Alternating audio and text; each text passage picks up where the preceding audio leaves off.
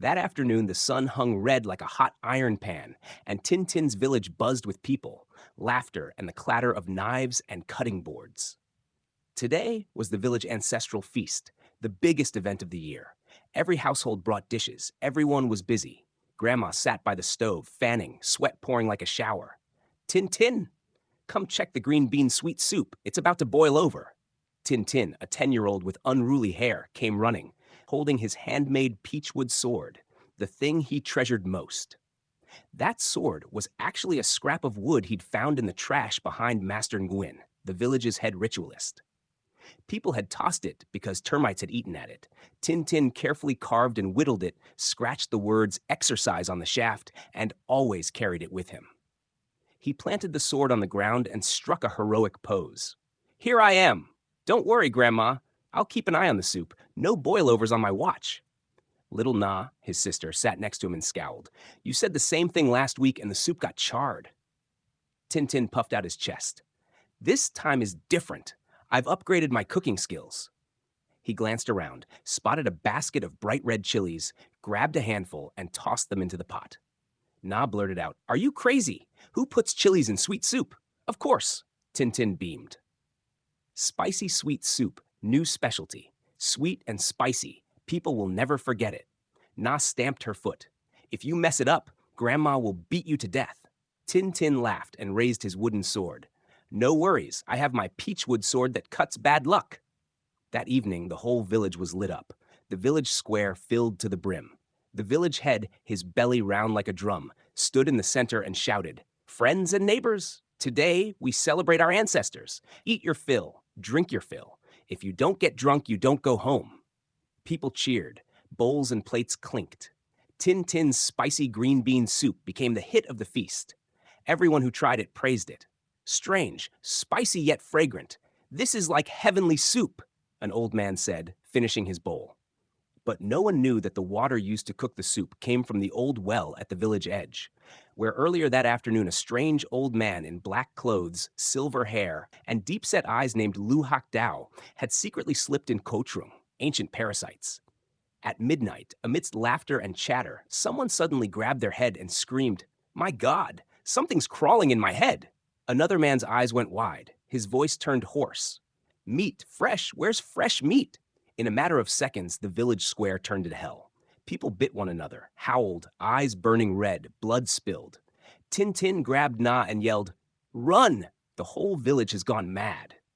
The two siblings dashed home. On the porch, Uncle Utno, Tin's father's youngest brother, was drinking alone, clutching a bottle of liquor, grinning. A feast this lively, singing like a fair, he said. Tin, panting, grabbed his uncle's sleeve. Uncle, run, the villagers, they're biting people. Utno's eyes widened. Biting? What, this feast is doing live meat-eating now? Just then, a villager stumbled out of the shadows, eyes bloodshot, foam at his mouth, shouting, Meat, meat. Utno, startled, swung his bottle and hit him. Whoa, it's real. The man collapsed, convulsed, then scrambled back up. Tin panicked. We gotta hide in the cattle stall, quick. The three of them crawled into the cowshed and held their breath. Utno trembled. What do we do now? Tin held his sword tight. I have the peachwood sword. Let me try to chop once. Oh my God, that thing is wood, not steel. You'll just make it laugh. Utno stammered. Na shot them a look.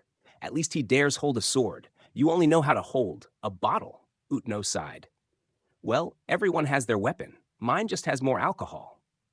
Suddenly, a chanting rang out outside, booming like wind howling through the night.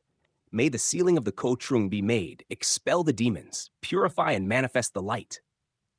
A pale green smoke drifted across the yard, and the silhouette of Master Nguyen, the head ritualist, appeared riding a water buffalo. He stroked his beard, eyes grave. I smell dark magic from that spicy soup.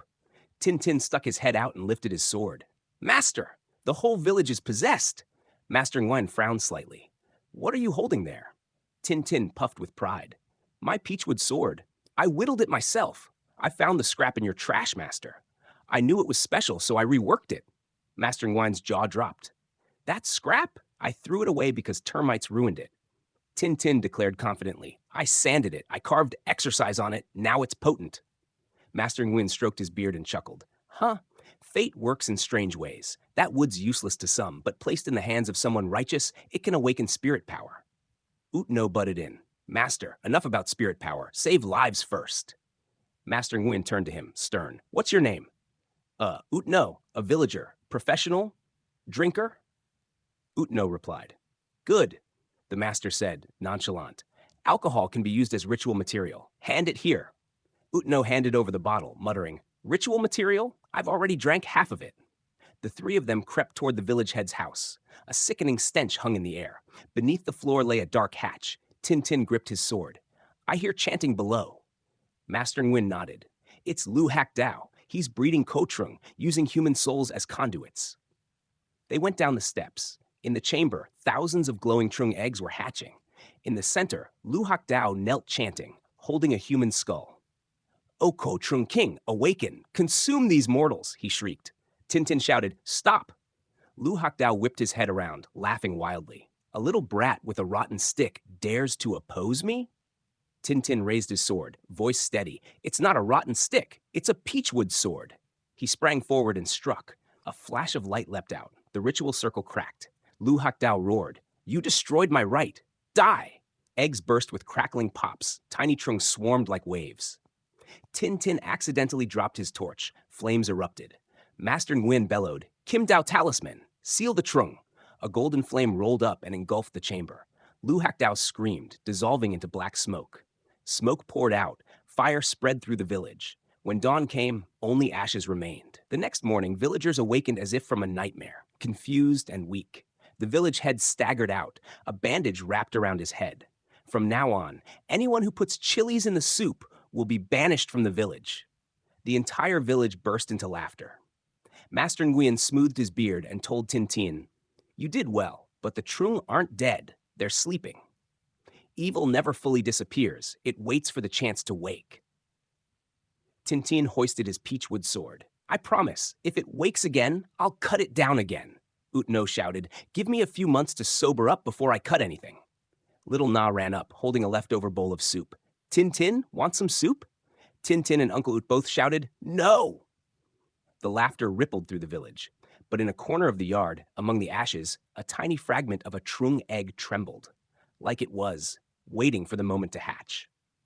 The sun had just risen, a pale mist still clinging to the thatched roofs, as Tin Tin and his Uncle Utno walked along the dirt path leading into the heart of the village. The scene before them looked like something from a nightmare. Villagers stumbling about, eyes glazed white, muttering nonsense while still clutching bowls and chopsticks, as if the feast from last night had never ended. Uncle Utno tugged at Tin Tin's sleeve. Hey, don't get too close. They look scary as hell. Look, old Mrs. Nam, the fish seller, she's chewing on her cooking pot. Tin Tin frowned and gripped tightly the wooden peachwood sword in his hand, a blade he had carved himself from a piece of scrap wood he'd found in the trash heap behind Master Nguyen Dao Truong's house. To anyone else, it was junk. To Tin Tin, it was his treasure.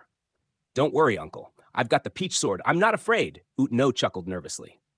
Peach sword? Sounds more like a fruit knife to me, kid. But whatever, as long as it chops up ghosts, I'm good with it. Suddenly, from inside the village temple came a raspy, echoing laugh. Ha! Ha! Ha! This village belongs to me now. The faceless demon has returned. Master Nguyen Dao Truong stepped out from the mist, his face stern. Tin Tin! Utno! Get back! That's the one who cursed the villagers with the parasitic spell. Tin Tin held his sword tighter. Let me help. I promise I won't mess things up this time. The old master smiled faintly, murmuring a spell under his breath. Hold that sword firmly. Peachwood can ward off evil energy, but don't be reckless. From the temple doorway, black smoke surged out, twisting and shaping into the form of a tall man without a face, the faceless lord, the source of the plague. His laughter rolled like thunder. You insects dare to defy me? Tin Tin took a bold step forward, but the master raised a hand. Stay back, child. He's far beyond your strength. Leave this to me. The old exorcist drew a golden talisman from his sleeve and chanted, Heaven and earth, boundless and eternal, seal the balance of all things. A surge of blue light exploded outward, wrapping around the faceless lord. Yet, the demon's energy was overwhelming. He roared, hurling waves of dark mist toward the master. Tin Tin instinctively raised his wooden sword, and to everyone's shock, it glowed with a warm golden light, forming a barrier that blocked the darkness. Master Nguyen smiled amid the chaos. Well done, Tintin. That sword carries your courage. That's what gives it strength. Utno ducked behind a pillar, trembling. For heaven's sake, stop giving pep talks and finish him off already, Master. He's about to eat me alive. The faceless lord screamed and unleashed long, smoky arms that wrapped around the master. But Nguyen Dao Chuang stayed calm. He pulled out a talisman painted with the mark of the Crimson Dragon, his voice booming. Spirit Fire Seal! Burn the darkness, cleanse the curse. Golden flames erupted, engulfing the demon. The faceless lord howled, his form unraveling into ashes. The ground quaked, and then silence. When the smoke cleared, the villagers collapsed, then slowly began to stir. Confused cries filled the air, soon replaced by relieved laughter and sobs of joy. Tintin ran up to the master. Are you all right, sir? The old man smiled gently. I'm fine, my boy. Keep that sword safe. Someday you'll understand. True power comes from courage, not spells. Tintin grinned, holding his sword high. Then I'll train to be a real exorcist. I'll call myself Little Dao Master. Uncle Utno ruffled his hair. Sure, Little Dao Master. Just try not to destroy the house while you're at it. The villagers soon returned to normal, though most thought the whole night had been some sort of nightmare. Tintin and Utno became local heroes, though truth be told, they'd spent most of the fight running and yelling. That evening, under a fiery sunset, Tintin stood by the rice fields, clutching his peachwood sword. I'll keep this forever. No matter what monsters come, I'll never be afraid again. From a distance, Master Nguyen watched him, smiling softly. A child like that. One day, he might protect the Tao in my place. Utno, carrying his bottle of rice wine, laughed loudly. Protect the Tao? Maybe. But for now, he's protecting the village's food supply. All three burst out laughing, their voices echoing through the peaceful village. The curse was gone. Peace had returned. At least until that mischievous little Tao master came up with his next big idea.